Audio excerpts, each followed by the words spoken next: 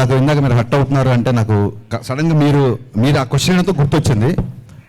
ఇది మిమ్మల్ని క్వశ్చన్ చేయడం కాదు, లేదా మిమ్మల్ని నిలదీయడం కాదు, but I want always ask this.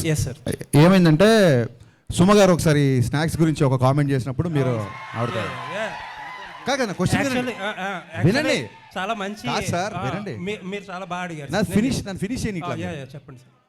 So డెఫినెట్గా, ఎందుకంటే మీరు అడగడం తప్ప మీరు క్వశ్చన్ వాళ్ళు మీకు ఎక్స్పీరియన్స్ ఉండదు కాబట్టి మీరు మధ్యలో కట్ చేస్తున్నారు. ఒకసారి పూర్తిగా వినండి. సుమ గారు స్నాక్స్ గురించి కామెంట్ చేసినప్పుడు మీరు హట్ అయ్యారు. So I appreciate that. నేను తిన్నప్పుడు కూడా ఎవరైనా అట్లా మాట్లాడితే నేను హట్ అవుతా. మీరు హట్ అవడంలో 200% న్యాయం ఉంది. వినండి సార్, మళ్ళీ మీరు వినట్లేదు సార్. సో ఏంటంటే ఒక చిన్న ఫుడ్ విషయంలో మీరు దీన్ని ఇలా స్నాక్స్లా తినే బదులు భోజనాలు చేసినప్పుడు మీరు హట్ అయ్యారు. అది ఎమోషన్స్తో ఉంటాం సార్, మీరైనా మేమైనా అందరం ఒకటే కదా. అలాంటిది ట్విట్టర్లో కొన్ని కామెంట్స్ ఎలా ఉంటాయంటే పేరెంట్స్ని ట్యాగ్ చేస్తూ లేకపోతే ఇంకోటి బూతులతో ఉంటుంది. సో హర్ట్ అవడం అనేది సహజం, అది మీకు అర్థమైంది అనుకుంటా. నెక్స్ట్ థింగ్, ఆ తర్వాత మీరు ఏం చేశారంటే ఆవిడతో మీరు, ఎందుకంటే నాకు ఓన్లీ మీ వీడియోనే చూశాను, మిగతా జర్నలిస్ట్ ఎవరు రియాక్ట్ అయ్యారు లేకపోతే వాళ్ళందరి తరఫున మీరు రియాక్ట్ అయ్యి ఉంటారు. 100% కరెక్ట్. ఆవిడతో సారీ ఏదో చెప్పించారు, ఇట్స్ ఓకే. అది ఆవిడ అలా డే టు డే ఈవెంట్స్ చేస్తుంటారు, రోజుకు 2-3 ఈవెంట్లు కూడా చేస్తుంటారు. పాపం ఆవిడ ఎక్కడో ఆడియన్స్ ఎంటర్టైన్ చేద్దాం అన్న దాంట్లో ఒక మాట దొరికి ఉంటారు, నేను కాదనట్లేదు. ఒక ఆడపిల్లతో సారీ చెప్పించారు, యాక్సెప్టెడ్. కానీ మీ సురేష్ కొండేటి, నాకు మొహమాటం లేదు, సురేష్ కొండేటి ఒక ఆడపిల్లని క్వశ్చన్ చేసినప్పుడు మీరు అతనితో కూడా సారీ చెప్పించాలి కదా. అకౌంటబిలిటీ లేదు. నిశాంత్ గారు అకౌంటబిలిటీ లేదండి.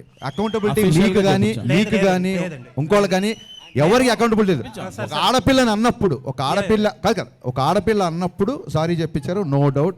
ఒక ఆడపిల్లని అన్నప్పుడు కూడా సారీ చెప్పించాలి కదా సురేష్ కొండేటితో మీరు. అవునండి, నేను చెప్తాను. ఒకటి 2 things ఐఎమ్ డన్ అండి, నేను మధ్యలో కట్ చేయను, మీరు చెప్పండి. నేను 2 things అని చెప్పేది. ఫస్ట్ ఆఫ్ ఆల్, సుమగారు ఆ వేళ నన్ను అనలేదు, ఎందుకంటే I came very late to the event and ఆ రోజు నేను ఫాస్టింగ్లో ఉన్నా. But that secondary. బట్ నేనేంటంటే ఒక 150 మెంబర్స్ ఆఫ్ మీడియా పర్సన్స్ని వాళ్ళ తరపున మాట్లాడా. సరే, రైట్ రాంగ్ అనేది సబ్జెక్టివ్, అది ఎవరు తీసుకునేది వాళ్ళది. అండ్ ఇంకొకటి, సుమగారిని సారీ ఈ రోజు కూడా సుమగారు అని అంటాను, ఆ రోజు అదే అన్నాను. అవునండి, ఆవిడ మీద ఎప్పుడూ రెస్పెక్ట్ ఉంటుంది. అండ్ ఆ ఇన్సిడెంట్ తర్వాత ఆవిడతో మాట్లాడడానికి ఆ టాపిక్ గురించి ఎప్పుడూ ట్రై చేయాల. నాకు తెలిసి అయితే ఎవరో మరి ఆవిడ చేత సారీ ఎవరు చెప్పి.